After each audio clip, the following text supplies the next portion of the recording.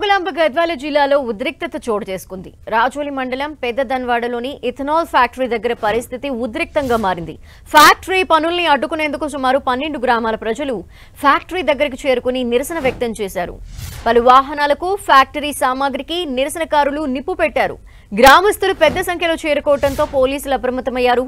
ఎలాంటి అవాంఛనీయ ఘటనలు చోటు చేసుకోకుండా ముందు జాగ్రత్తగా పోలీసులు భారీగా మోహరించారు.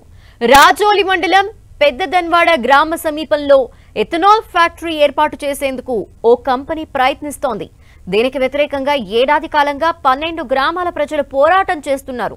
3 నెలల క్రితం కూడా ఫ్యాక్టరీ ఏర్పాటు ఏమీ ఉండదంటూ కంపెనీ యాజమాన్యం చెప్పినట్టు తెలుస్తోంది. కానీ 2 రోజుల క్రితం అర్ధరాత్రి ఎథనాల్ ఫ్యాక్టరీ కోసం కంటైనర్ రూమ్స్, జేసీబీలు, నిర్మాణ సామాగ్రిని తరలించింది యాజమాన్యం. దీంతో మళ్లీ 12 గ్రామాల ప్రజలు పోరుకి సై అంటున్నారు. ఎథనాల్ ఫ్యాక్టరీని అడ్డుకునేందుకు ప్రయత్నించారు. ఈ క్రమంలోనే ఉద్రిక్తతలు చోటు చేసుకున్నాయి.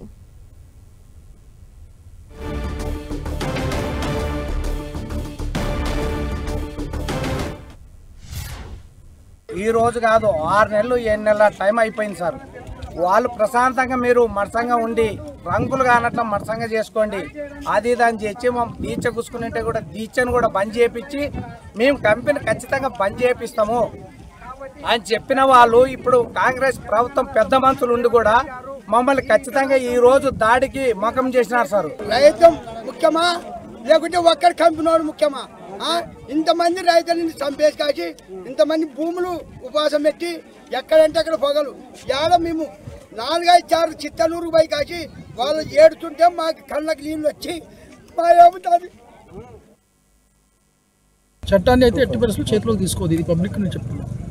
వాళ్ళకు బాధ ఉంటే బాధ ప్రాపర్గా వెరిఫై చేసుకోవాలా, ఎక్స్ప్లెయిన్ చేయాలా.